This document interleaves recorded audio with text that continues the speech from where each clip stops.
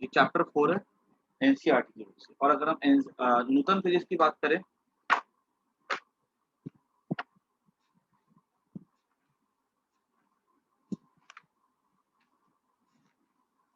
ये है chapter number 7, इसपे भी सेम नाम दिया गया,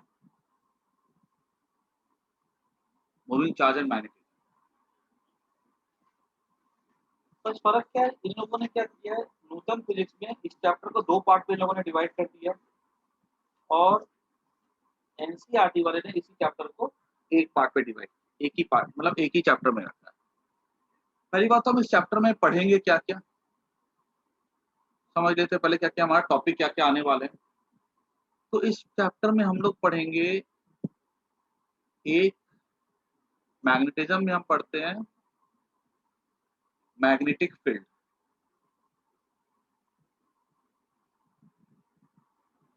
ये डिटेल में पढ़ना है।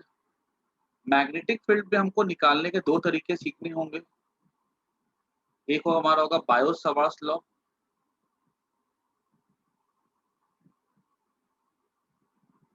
और दूसरा होगा हमारा एम्पियर्स लॉ।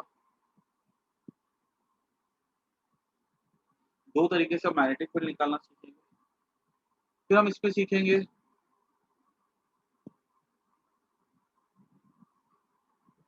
नेक्स्ट हमारा होगा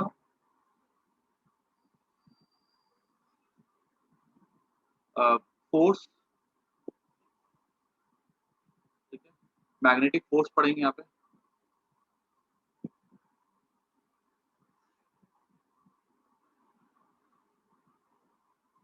इसमें इसके ऊपर हम लोग पढ़ेंगे force between current carrying wires, और एक डिवाइस पढ़ेंगे जिसका नाम होगा साइक्लोट्रॉन। इस चैप्टर में हम लोग पढ़ेंगे टॉर्क पढ़ेंगे, फोर्स होगा तो उससे टॉर्क बन सकता है ना, टॉर्क पढ़ेंगे हम लोग, ये भी ड्यू टू मैग्नेटिक फोर्स।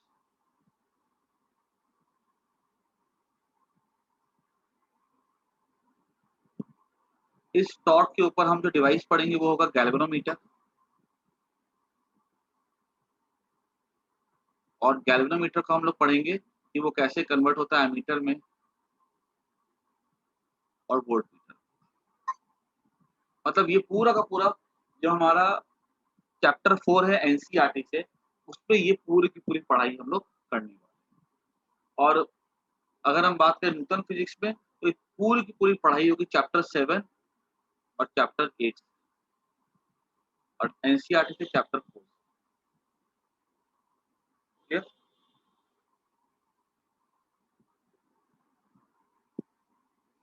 तो हम लोग स्टार्ट करते हैं। उसके बाद ऐसे स्क्रीनशॉट लेके रख लो, ठीक है, इसके पता होना चाहिए क्या पढ़े हैं।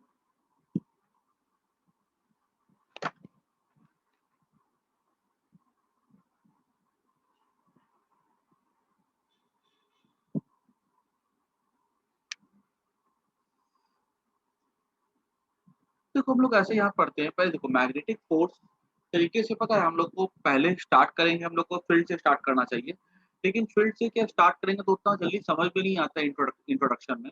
तो हम लोग स्टार्ट करेंगे हल्का सा मैग्नेटिक फोर्स के बारे में, थोड़ा इंट्रोडक्शन लेंगे, फिर फील्ड पे आ जाएंगे, उसके बाद फील्ड समझने के बाद फिर से हम फोर्स पे आएंगे और उसकी डिटेल स्टडी करेंगे।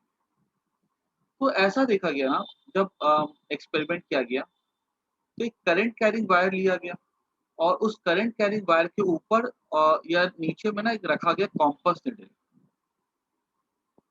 जब हमने करंट कैरिंग वायर के पास हमने रखा जब कॉम्पस निडल, तो हम देखते थे कि जो कॉम्पस निडल होता है उस पर डिफ्लेक्शन होता था। तो हमने बोला कि कुछ तो ऐसी खास बात होगी इस करंट कैरिंग वायर में जो इस पे डिफ्लेक्शन दिखा रहा है।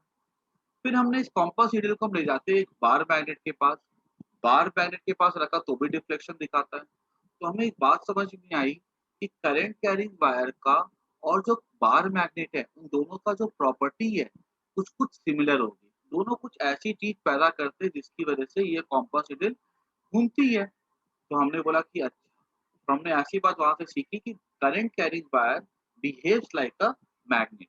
सबसे पहली बात उस समय सीखी गई थी कि हमारे पास जो ऑर्डिनरी मैग्नेट होते थे जो जमीन के अंदर से निकले थे, वो जो उनकी प्रॉपर्टी थी वही प्रॉपर्टीज करंट कैरिंग वायर के पास भी थी। तो हमने ऐसा लिखा कि करंट कैरिंग वायर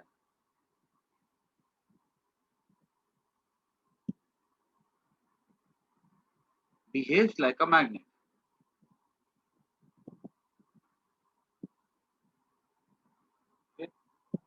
उसके बाद फिर हमने थोड़े और एक्सपेरिमेंट किए। हमने क्या किया, हमने करंट कैरिंग वायर लिया और उसके पास में हम एक चार्ज लेकर के आते हैं क्यू। हमने इस चार्ज क्यू को क्या किया, धक्का दिया, ऐसे चार्ज को लाके रख दिया, कुछ किया नहीं हमने। जब इस चार्ज को ला करके हमने रख दिया, तो हम क्या देखते हैं कि ये चार्ज जैसे रखा था वैसा का वैसा ही है, हिलता-डुलता ही नहीं अपनी जगह से। तो हमें एक बात समझ में आती है कि अच्छा ये चार्ज के ऊपर कोई किसी भी तरह का फ़ोर्स नहीं लग रहा है। बोला ठीक है। अब हमने क्या किया, हमने इस चार्ज को ना ऐसे करके हल्का-सा पुश दिया, कुछ मोशन दिया। तो हमने जैसे मोशन दिया, हम ये देखते हैं कि चार्ज जो है घूमना स्टार्ट कर देता है, ऐसे ऐसे टर्न कर जाता है। स्पीड हमने दी 2 मीटर पर सेकंड और हम देखते हैं कि इसकी स्पीड जो है वो 2 मीटर पर सेकंड ही रहती है, लेकिन ये थोड़ा-सा डिफ्लेक्ट कर जाता है, अपने अपने पाथ से थोड़ा सर्कल में थोड़ा घूम जाता है।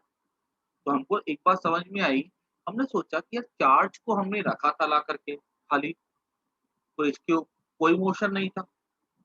मतलब और जब इसको हमने हल्का-सा धक्का दिया, तो ये सीधा जाने की वजह से घूम जाता है। क्या बात होगी? तो हमने एक बात समझ में आई कि देखो अगर चार्ज को ला करके रखा है हमने स्टेशनरी, तो ये मूव नहीं कर रहा है। मतलब यहाँ पे किसी भी तरह का इलेक्ट्रिक फील्ड नहीं है, ठीक है। ग्रेविटी का भी कोई इफ़ेक्ट नहीं होगा बिकॉज़ ग्रेविटी नीचे खींचती है, नॉर्मल फ़ोर्स ऊपर लगेगा, तो ग्रेविटी का भी कोई रोल नहीं है, ठीक है। तो ना इलेक्ट्रिक फील्ड का रोल है, ना ग्रेविटी का रोल है। मतलब कुछ ना कुछ ऐसा अजीबो-गरीब ये चीज़ कोई वायर कुछ पैदा कर रही है, जो कि फ़ोर्स एक्सर्ट करती है मूविंग चार्ज के ऊपर। क्योंकि जब तक चार्ज रुका हुआ था, चार्ज जैसा का वैसा था। हमने हल्का-सा धक्का दिया, तो वो ऐसे करके वहाँ पे वो टर्न कर जाता है। तो हमको एक बात समझ में आई कि ये जो फ़ोर्स होता है, ये जो करंट कैरिंग वायर होती है, ये किस पे अप्लाई अप्लाई करती है फ़ोर्स? ये अप्लाई करती है फ़ोर्स ऑन मूविंग चार्ज। या तो कॉम्पास नीडल पे करती है, नहीं तो वो मूविंग चार्ज पे करती है। तो हमको दूसरा पॉइंट मिल गया। Current carrying wire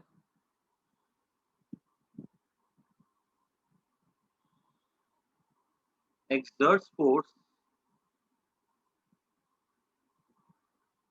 on moving charge। देखो, जो मैं पॉइंट्स लिखा रहा हूँ ना बस कच्चा-पक्का इतना समझ लो जैसे क्लास 7th-8th के बच्चों को लिखाया जाता है ना वैसे मैं लिखवा रहा हूँ। बाकी डिटेल-विटेल सब आगे जाकर के होगी। Current carrying wire exerts force on a moving charge। अगर चार्ज स्टेशनरी था तो फोर्स नहीं लगाता था उसके ऊपर। चलो ठीक है।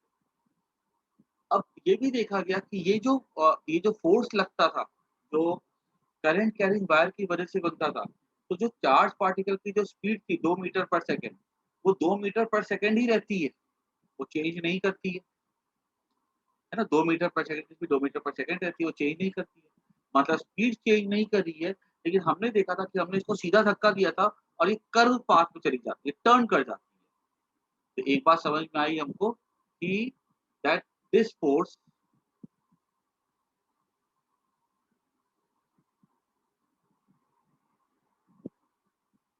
दिस फोर्स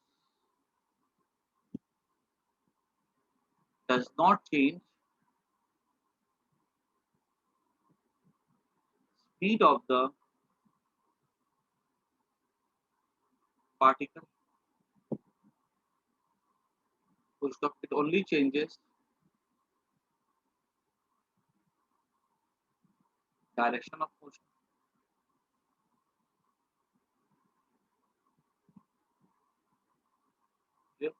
ये कुछ बातें हमने कंक्लूड की फोर्स के बारे में। क्लियर? अब ये चलो समझ आ गया कि वेलोसिटी की वजह से मतलब मूविंग चार्ज पे लगता है फोर्स। फोर्स जो होता है उसकी डायरेक्शन ऑफ मोशन को चेंज कर सकता है, स्पीड को चेंज नहीं कर सकता है। अब ये बात सोचा गया, चलो ये ग्रेविटी का फील्ड तो हो नहीं सकता, क्योंकि कुछ ना कुछ इसके बीच में वायर और चार्ज के बीच में है, जो कि चार्ज के ऊपर फोर्स लगा रहा है। तो ये जो बीच में इनके बीच में है, ये ग्रेविटी का फील्ड तो हो नहीं सकता है। क्लियर? ये ग्रेविटी का फील्ड क्या करता है? वो पार्टिकल की स्पीड को बढ़ाता है। ये इलेक्ट्रिक फील्ड भी नहीं हो सकता है, क्योंकि इलेक्ट्रिक फील्ड स्टेशनरी चार्ज पे फोर्स एक्सर्ट करता है, स्टेशनरी होता तो भी एक्सर्ट करता, लेकिन स्टेशनरी पे फोर्स एक्सर्ट नहीं हो रहा था, तो इलेक्ट्रिक फील्ड तो हो नहीं सकता। अब वैसे भी इलेक्ट्रिक फील्ड किसी चार्ज की स्पीड को बढ़ाता है। तो बोला कि यार ये इलेक्ट्रिक फील्ड भी नहीं है ये, तो बोला गया ये ना हमारे सिलेबस का नया फील्ड है, ठीक है। बोला कि ये जो नया फील्ड है, तो ये करंट कैरिंग वायर पैदा करता है, इस नए फील्ड को नाम दिया गया magnetic field. A new field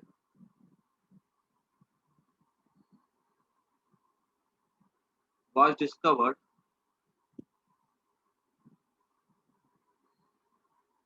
which exerted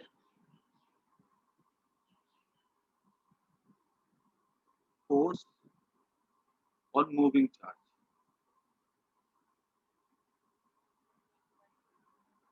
This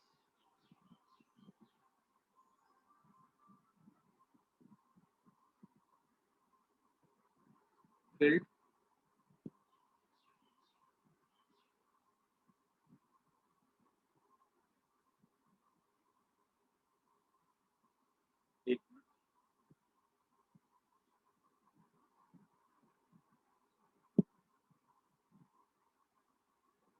this field was called magnetic,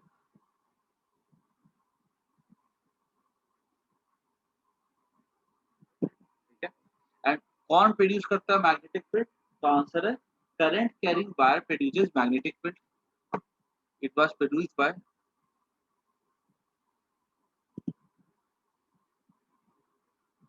current carrying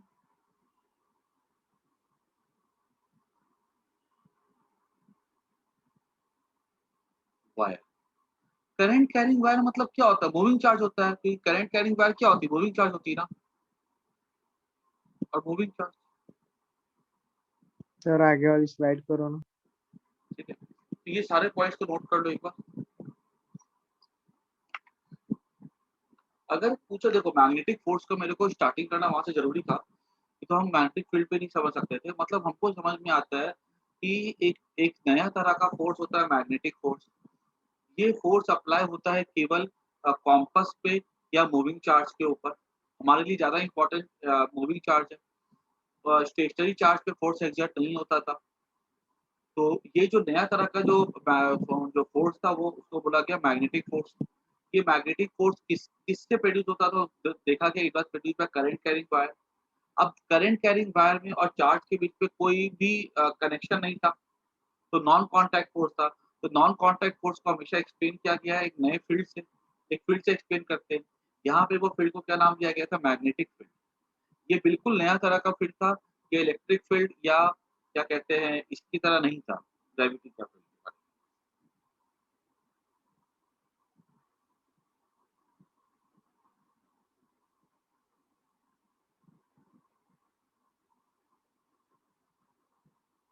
आगे बढ़े।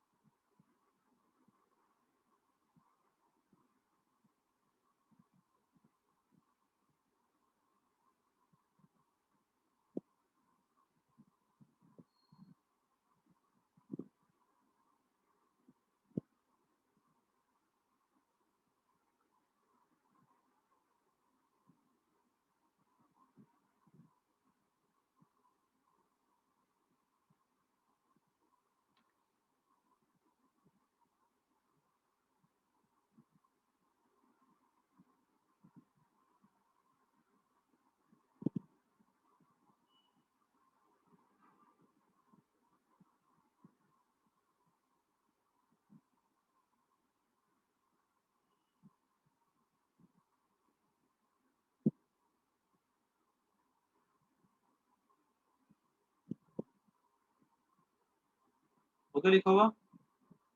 Yes sir.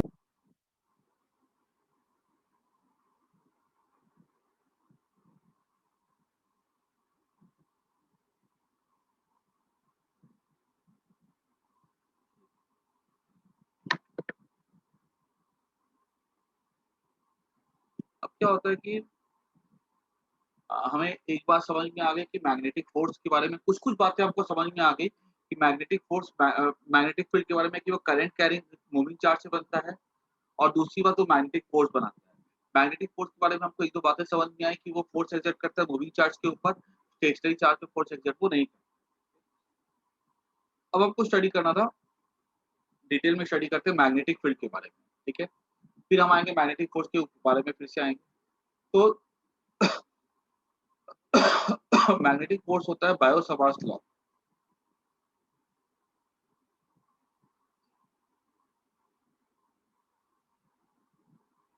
ठीक है? जो जैसे कूलम्ब्स लॉ था ना, कूलम्ब्स लॉ जो था हमारे लिए वो इम्पोर्टेंट था बिकॉज़ कूलम्ब्स लॉ हमको बताता था, कूलम्ब्स लॉ से हम लोग सीखते थे कि अ, वो कैसे निकालते हैं हम लोग electric field due two point charge. Bio-Savart's law भी हमको कुछ ऐसा ही लॉ है जो कि हमको बताता है मैग्नेटिक फील्ड के बारे में। काफ़ी कुछ सिमिलैरिटी है बायो-सावर्ट्स लॉ और कूलम्ब्स लॉ में, ऑलमोस्ट 70-80% सिमिलर है, 30% डिफरेंट भी है। तो बायो-सावर्ट्स लॉ ने बोला था कि मान लो कोई करंट कैरिंग वायर है, ऐसे। यहाँ पर एक पॉइंट P है, ये पॉइंट P का अ, कैसे एड्रेस कैसे बोलेंगे, तो मान लो ये छोटा-सा कोई करंट कैरिंग वायर है, छोटा-सा करंट कैरिंग वायर को हम लोग कहते हैं करंट एलिमेंट कहते हैं। पहले टर्म देख लो, करंट एलिमेंट क्या होता है?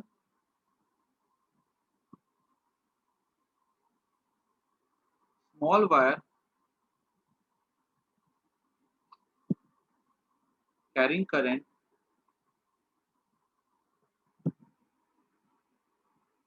Is called current element.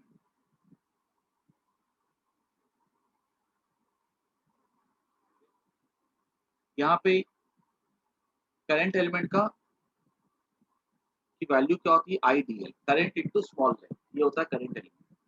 ये करंट एलिमेंट, यहाँ से करंट P का एड्रेस क्या हुआ? हमने क्या किया? P से ना ज्वाइन कर दिया इसको ऐसा, ये एंगल हमने बोल दिया थीटा। अब यहाँ पे पूछा जाएगा कि P पर मैग्नेटिक फील्ड की वैल्यू क्या होगी? तो चूंकि एलिमेंट छोटा है तो हम ऐसा लिखेंगे मैग्नेटिक फील्ड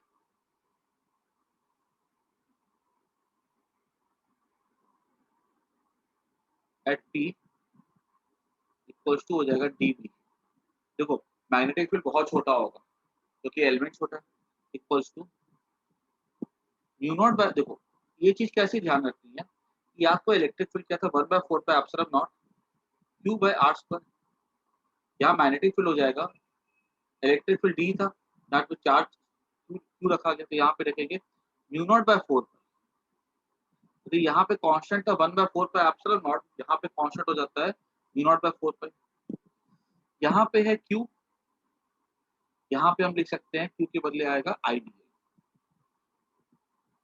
यहाँ पे है r, दूरी of distance of point P from current, यहाँ भी आएगा r का स्क्वायर। एक अलग बात है यहाँ पर, देखो क्या अलग बात है कि यहाँ पर ना कोई थीटा नहीं आता था, ठीक है? चार्ज ऐसे पड़ा हुआ, पॉइंट कैसा भी लो, हमको थीटा से कोई मतलब ही नहीं था वहाँ, लेकिन यहाँ पर थीटा से मतलब है।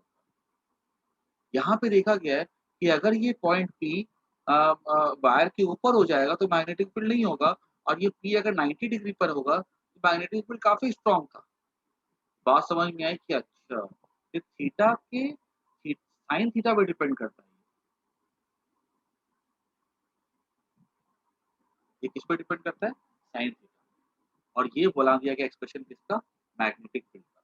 जैसे वहां पे कांस्टेंट था, यहाँ पर भी कांस्टेंट है, वहां पे चार्ज था, यहाँ पे आईडीएल है, वहां पे आर का स्क्वायर था, यहाँ भी आर का स्क्वायर है, वहां पे थीटा नहीं था, यहाँ पे थीटा है। तो this is the magnetic field due to small current carrying element, ठीक है? अबव इज,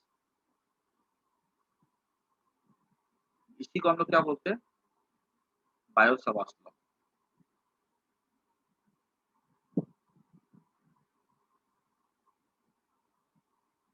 ठीक है? अब इसी को अगर हम लिखना चाहे अगर वेक्टर फॉर्म में, ये हो जाएगा म्यू नॉट बाय 4 पाई आई।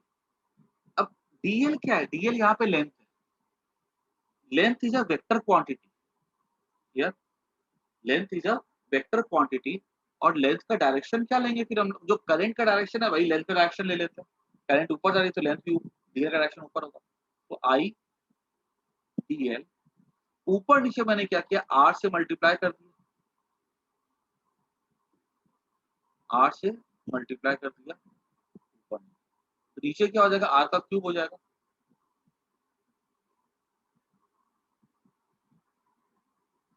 तो हमने इसको ऐसा लिख दिया, mu naught by 4 pi I dl. देखो dl is a vector, r is a vector, है ना, पोजीशन वेक्टर हो जाता है, डीएल भी वेक्टर है। साइन थीटा आ रहा है, I DL vector cross R vector by are का cube. This is the expression for the magnetic. अगर पूछा जाएगा कि magnetic field due to current element किस पे डिपेंड करती है, तो लिख कर क्या आएंगे, it is inversely proportional to square of distance, it is directly proportional to the current element value, and it is directly proportional to sine theta. फिर थीटा क्या है, theta is the angle between r vector and the current element. Okay, तो हमने इसको ऐसा लिख दिया, और इसको वेक्टर फॉर्म में लिखो तो इसको हमने वेक्टर फॉर्म में भी लिख दिया। इसको ध्यान से नोट कर जाओ, कोई डाउट हो तो पूछो इसमें।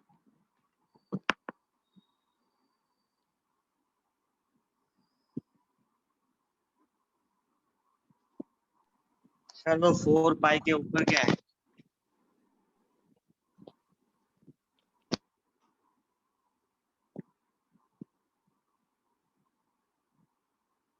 क्या बोले,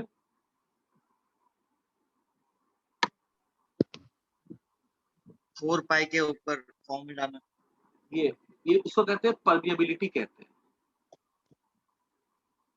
परमिएबिलिटी। इसकी वैल्यू हो जाती है 4 पाई इंटू 10⁻⁷। ठीक है, यूनिट तो हम उसको देख करके एडजस्ट कर लेंगे, वैल्यू ये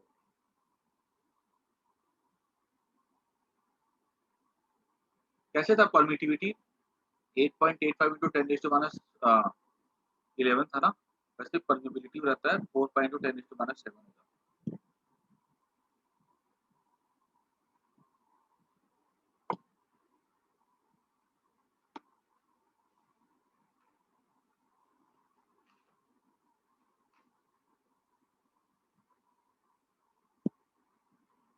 यूनिट भी लिख लो, यूनिट कैसे है ना, मैं आगे आगे में बता दूंगा। Newton ampere raise to minus. अगर पूछा जाएगा what is Biot Savart's law, Biot Savart's law होता है म्यू नॉट बाय की मैग्नेटिक फील्ड हो जाता है mu naught by 4 pi I dl sin theta by are का स्क्वायर। आई डीएल क्या कहलाता है, करंट एलिमेंट, आर क्या होता है, डिस्टेंस होता है, थीटा क्या होता है, एंगल हो जाता है between r vector and the current element. ठीक है, तो नोट कर जाओ।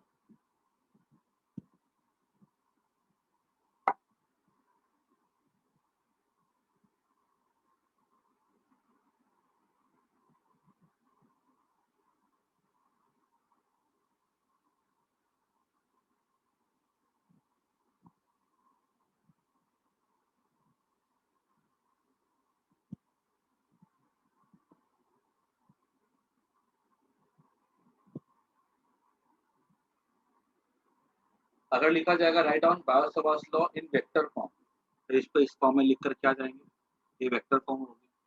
खाली लिखो तो इसको ऐसे लिख सकते हैं,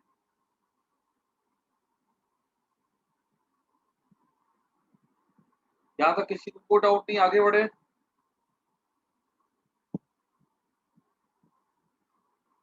यस सर।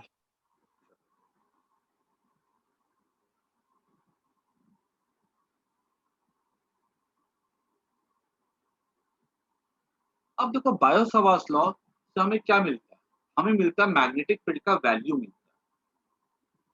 अब मैग्नेटिक फील्ड कैसी क्वांटिटी होती है, तो वो वेक्टर होती है, उसके पास दो चीजें होती है, वैल्यू होती है, डायरेक्शन होती है। अगर वैल्यू की बात की जाए तो ये उसकी वैल्यू हो गई, ये जो है पूरा ना, ये इसकी पूरी की पूरी वैल्यू हो गई। और डायरेक्शन की बात की जाए तो डायरेक्शन कैसे निकालेंगे, देखो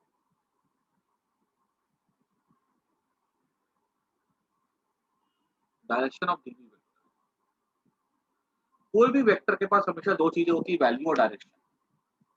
तो इसको डायरेक्शन का निकाल सकते हैं बाय स्क्रू रूल या by shortcut method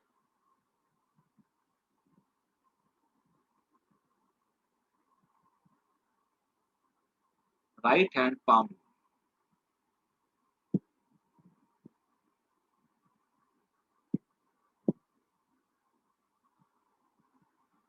screw rule मतलब क्या होता है कि देखो, ये जो चीजें है ना, ये कोई नई चीज नहीं है। याद करो, ए वेक्टर क्रॉस बी वेक्टर पढ़ के रखा था।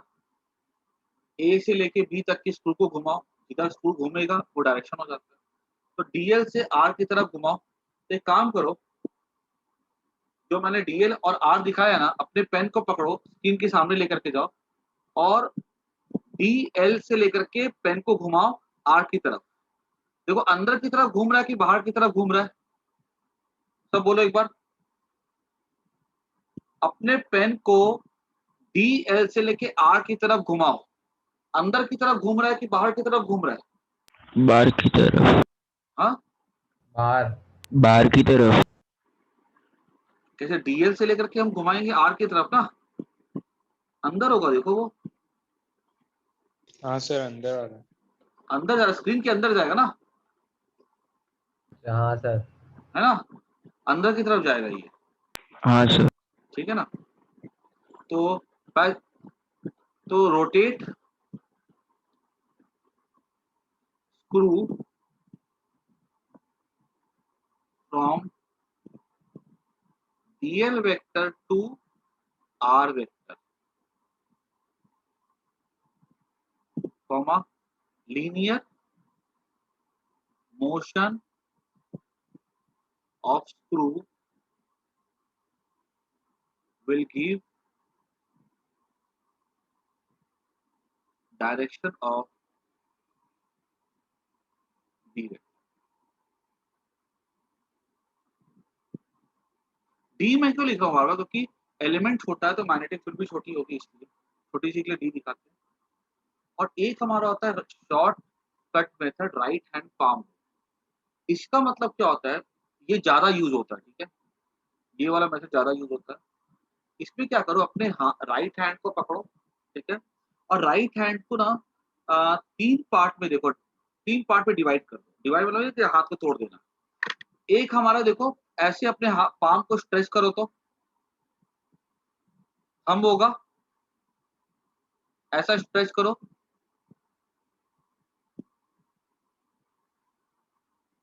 ऐसा स्ट्रेच करो। और ये जो थंब है ना, ये डायरेक्शन होगा करंट का। थंब किधर दिखाना है? इधर करंट फ्लो कर रही है। और ये पाम किधर एक्सटेंड करना है? Along are vector. क्लियर? अगर मान लो ये पॉइंट पी है, तो मैंने आर वेक्टर इधर हो गया ना। अगर मान लो करंट अगर ऐसे होता, पॉइंट पी यहां पर होता। अगर मान लो थंब मैंने ऐसे दिखाया, पॉइंट पी इधर है, तो मैं अपने थंब को ऐसे दिखाऊंगा,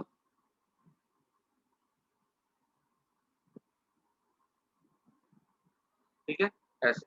करंट जिधर करंट जाएगी उधर थंब दिखाऊंगा, ठीक है, ठीक है। और जिधर क्या कहते हैं, ये जाएगा, जिधर पी पॉइंट होगा ना, उधर मैं अपने पाम्स को एक्सटेंड करूंगा। इतनी बात समझ में आई कि नहीं आई? सबको बोलो हाँ या ना। हाँ सर। ठीक है, अच्छा।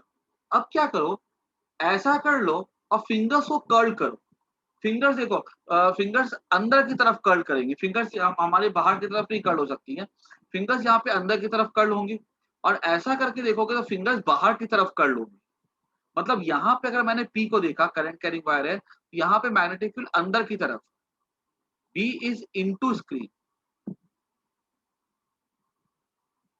और यहाँ पे अगर करके देखिए ना हम लोग, करंट ऐसे जा रहा है तो B is out of screen. इतना पहले काम करो, सबको खुद से करके देखो। जैसे मैंने ड्रॉ किया है ऐसे करके अंदर देखो, ऐसे करके बाहर देखो।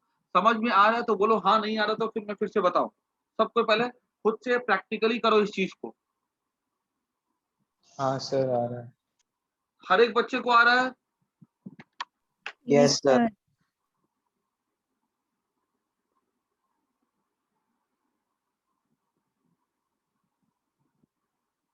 एक मिनट रुको, मेरे को पता है एक्चुअली वीडियो ऑन करने में, एक मिनट रुको मैं ट्राई करता हूँ। तो मेरा वीडियो ऑन नहीं होती लैपटॉप में, मेरे को एक बार ट्राई करता हूँ वीडियो ऑन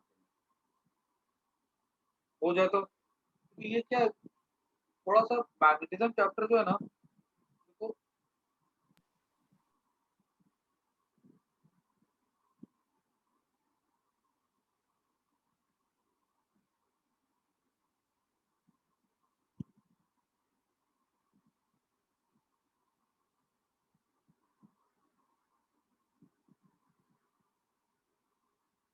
एक-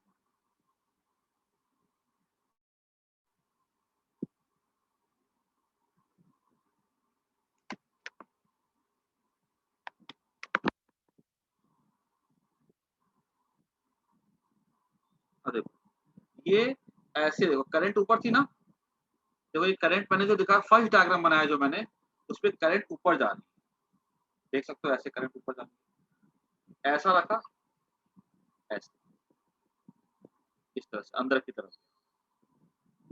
और जो मैंने सेकंड केस दिखाया है, सेकंड केस में मेरा पॉइंट पी जो है वो इधर है, तो मैंने करंट करंट तो ऊपर ही है, थंब ऊपर दिखेगा, लेकिन अब पी जिधर है उधर मेरे को पाम दिखाना है, फिंगर्स को कर्व किया, फिंगर्स बाहर की तरफ। ये सेकंड डायग्राम समझ आया कि नहीं आया, बोलो हाँ या ना। Yes, sir. सबको क्लियर हो गया? Yes, sir. Yes sir. चलो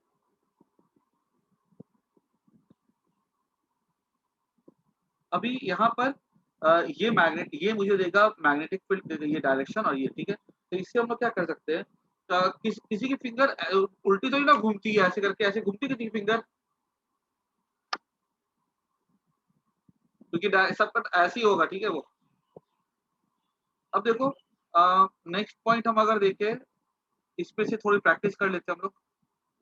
अच्छा एक चीज और समझना कि जो इनवर्ड है ना, अब देखो हमारे पास स्क्रीन है, स्क्रीन में तो ये हमारा एक तो क्या कहते हैं, ऊपर ऐसे दिखा देंगे, राइट लेफ्ट को ऐसा दिखा देंगे, अंदर को कैसे दिखाएं, तो 3D हो गया। तो अंदर को दिखाने के लिए हम क्या करते हैं, क्रॉस और डॉट यूज करते हैं। ये क्रॉस ऐसा हो गया, डॉट ऐसा हो गया, अंदर जाएगा तो क्रॉस से दिखाएंगे, बाहर आएगा तो डॉट से दिखाएंगे। कैसे देखा होगा रामायण महाभारत, उसमें तीर ऐसे होते थे ना, बाहुबली मूवी देखी होगी तो ठीक है, ऐसे करते होते थे। तो सामने से ये आता था, ये डॉट दिखा दी जो हमारे तरफ आ रहा है, ये हमारे, ये जो है ना तीर हमारे तरफ आ रहा है, और ये उसके इसकी ये पीछे का एंड होते हैं जो अंदर की तरफ, ठीक है। तो अगर ये क्या दिखाता, आउटवर्ड को दिखाता है, आउट ऑफ स्क्रीन, या तुम्हारी लैंग्वेज में out of plane of paper.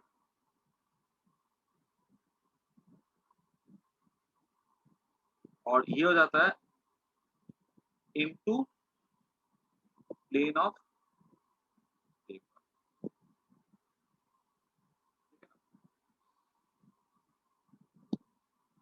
तो इसको मैं क्या करता हूँ, वर्ड्स पे लिखवा देता हूँ, थोड़ी प्रैक्टिस करवा देता हूँ।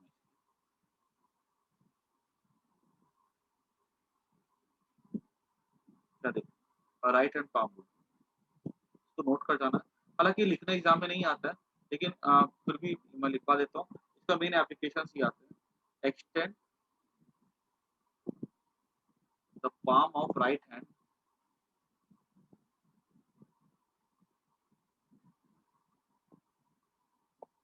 such that the thumb extends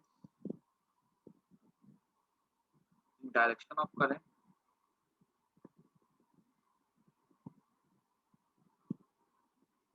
palm extends along r vector, then the direction in which fingers curl direction of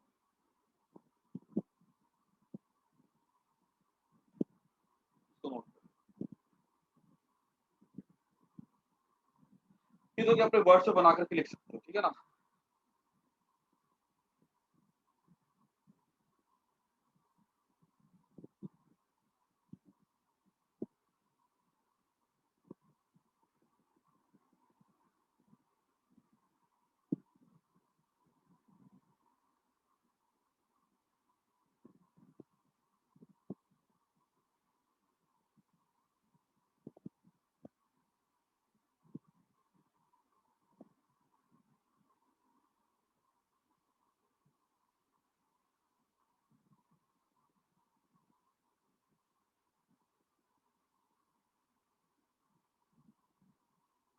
ए पर बी पर फील्ड का डायरेक्शन बताओ।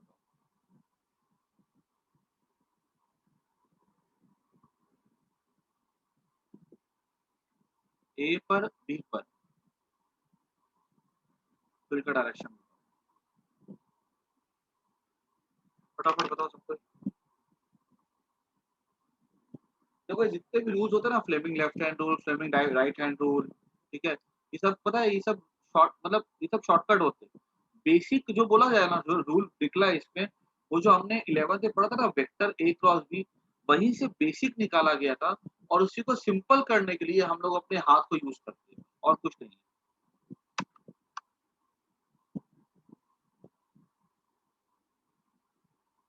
ओके, बाकी सब लोग तो आंसर।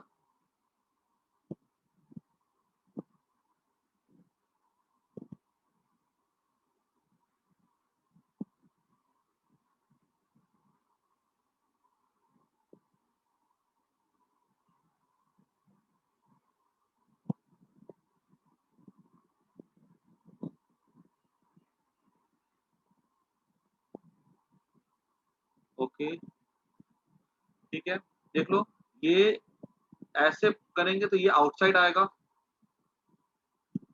और ये इनसाइड आएगा। इसका देखेंगे अगर हम लोग, तो ए का इनसाइड जाएगा, ठीक है, और बी का आउटसाइड जाएगा। ये सबको मैच कर रहा है। किसी को कोई दिक्कत हो पूछो।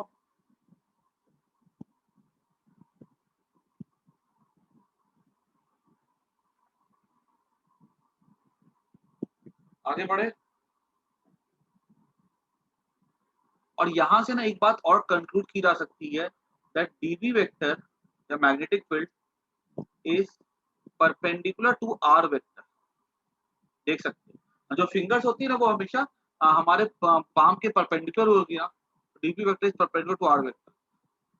इसको सबको फटाफट नोट कर लो।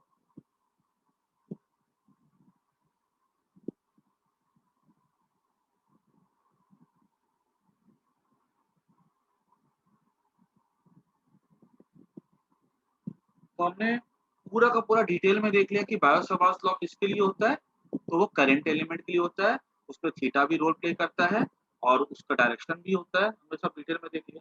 कभी ऐसा पूछ ले कि कोई करंट कैरिंग वायर है, बताओ इस पॉइंट पे मैग्नेटिक फील्ड क्या होगी, हम बोलेंगे पीवी यहाँ पे 0 हो जाएगा, बिकॉज़ ये क्या है, करंट एलिमेंट के अलोंग ही है ना पॉइंट, तो थीटा 0 हो गया। आगे बढ़े हम लोग। Yes, sir. अब बात आती है मैग्नेटिक फील्ड। देखो एक चीज समझो, जब हम लोगों ने पढ़ा था कूलम्ब्स लॉ, तो कूलम्ब्स लॉ में मैंने करवाया था electric field due two point charge करवाया था। और फिर जब हमको इलेक्ट्रिक फील्ड निकालने के लिए बोला गया था रिंग के लिए, ठीक है, या सेमी सर्कुलर रिंग के लिए, या फिर रॉड के लिए, तो हम लोग क्या करते थे, स्टार्टिंग करते थे पॉइंट चार्ज से और उसको हम इंटीग्रेट करके टोटल उसके लिए निकाल सकते हैं। इन द सेम वे हमें जो फॉर्मूला दिया गया है बायो-सावर्ट्स को छोटे से करंट कैरिंग वायर, हमें अगर बड़े बड़े के लिए निकालना है तो हमें क्या करना पड़ेगा, उसको टोटल को इंटीग्रेट करना पड़ेगा। ठीक है, मैं इसको ऐसा लिख सकता हूँ, हमारे ना यहाँ पे बायो-सावर्ट्स लॉ पे 3 एप्लीकेशन है। एक तो हमको निकालने बोला जाएगा magnetic field due to wire, finite wire, magnetic field due to circular current carrying loop at the centre, और तीसरा होगा circular current carrying loop at the axial point. 3 हमारे डेरिवेशन है, ठीक है? और ये रिलेटिवली थोड़े टफ होते हैं, ठीक है? इसलिए मुझे नहीं लगता है आज हो पाएगा। जो मैं करवाऊँ ना क्लास में, इसको घर बैठ करके ना उसी दिन प्रैक्टिस कर जाना, बिकॉज़ देखो हमारे जो 3 चैप्टर थे इलेक्ट्रोस्टैटिक्स और करंट इलेक्ट्रिसिटी, ये इतने डिफिकल्ट नहीं थे। ये मैग्नेटिज्म थोड़ा डिफिकल्ट होता है और एसी भी थोड़ा डिफिकल्ट होता है, नो डाउट। हाँ, फिर जैसे आएगा रे ऑप्टिक्स आएगा, मतलब एनसीईआरटी के पार्ट 1 में 2 चैप्टर, एक हमारा ये चैप्टर जो पढ़ रहे वो वाला, और एक जो एसी होगा, वो थोड़ा-सा टफ होगा। बाकी जो बुक नंबर 2 होगी, रे ऑप्टिक्स, वेव ऑप्टिक्स, वो सब आसान है, ठीक है? वो सब पता है मॉडर्न फिजिक्स हँसते-खेलते हो जाएगा। हाँ, ये 2 चैप्टर जो मैं करेंगे ना हम लोग, इसमें हम लोग को एक्स्ट्रा एफर्ट चाहिए। तो इसलिए इसको ध्यान से सुनना है और क्लासेस मिस मत करना आगे, ठीक है? क्लास मिस करोगे तो समझ में नहीं आएगा, और पढ़ करके घर पे उसी दिन इसकी प्रैक्टिस भी कर जाना। हमारा पहला टॉपिक है मैग्नेटिक फील्ड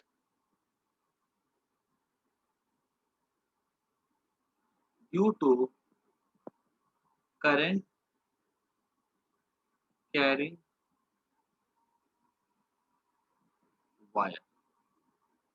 यहाँ पे हमारे पास एक करंट कैरिंग वायर है और इसकी वजह से हमको निकालना मैग्नेटिक फील्ड। थोड़ा लंबा है, 15-20 मिनट का काम हो जाएगा इसमें।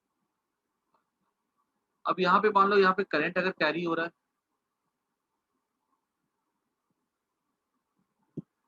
आई, मान लो इसकी जो डिस्टेंस है ना, ये ए है।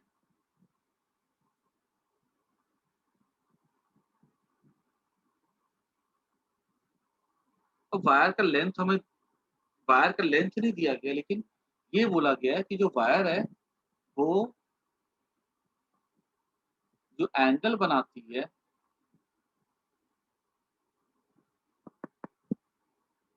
यहाँ पर ये एक एंगल बनाती है, मान लो थीटा 1, और यहाँ पे दूसरा एंगल बनाती है ये थीटा। ये एंगल, देखो एंगल जो है ये जा रहा है नीचे से ऊपर जा रहा है, ये ऊपर से नीचे आ रहा है। इसको हम लोग ले लेते हैं पॉजिटिव और इसको हम लेंगे नेगेटिव, डायरेक्शन दोनों एंगल का उल्टा है।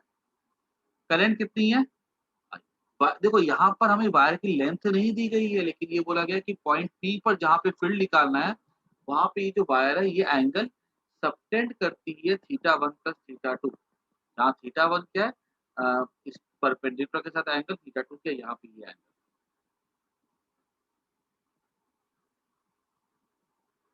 तो अब इसको करने के लिए हम क्या करेंगे,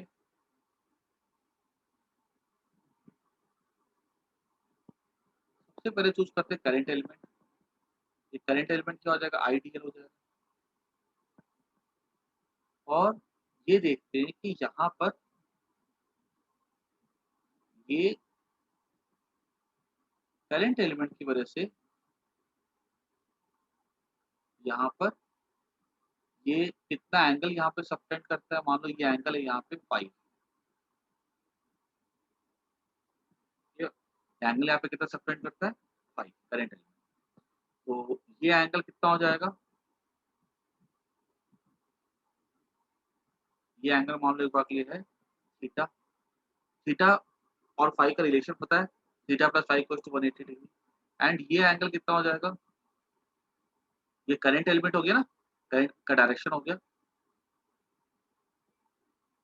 ये एंगल हो जाएगा 180 माइनस थीटा।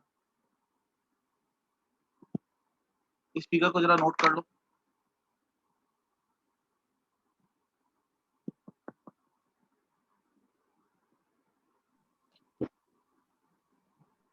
अभी तुम लोग की केमिस्ट्री क्लास कितने बजे है, 6 बजे। 6 बजे। अभी कोई क्लास है क्या?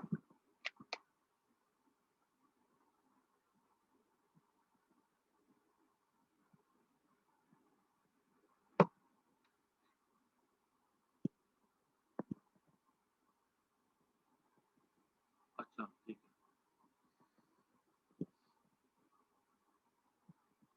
है, इतना खाली नोट कर लो, ठीक है। इसके बाद ना हम लोग आगे नेक्स्ट क्लास में करेंगे।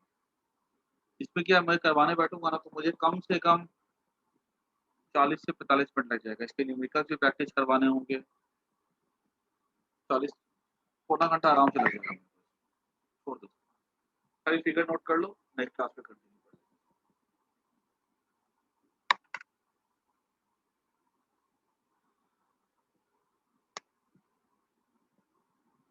ठीक है, कल फिर हम लोग 2 बजे मिलेंगे, ठीक है।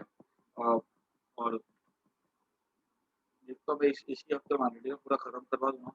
हर हफ्ते अगर एक हफ्ते में अगर लगभग 18-20 घंटे की क्लास हो जाएगा एक हफ्ते में, तो मेरा चैप्टर 4 और चैप्टर 5 एनसीईआरटी से दोनों हो जाएगा। तो आज के लिए काफ़ी इतना टेक है, ठीक है। मैं क्लास एंड कर रहा हूँ, बाय सर। इधर खाली नोट कर लेना Thank बच्चे। you, sir. Okay, bye, take care. Thank you, sir.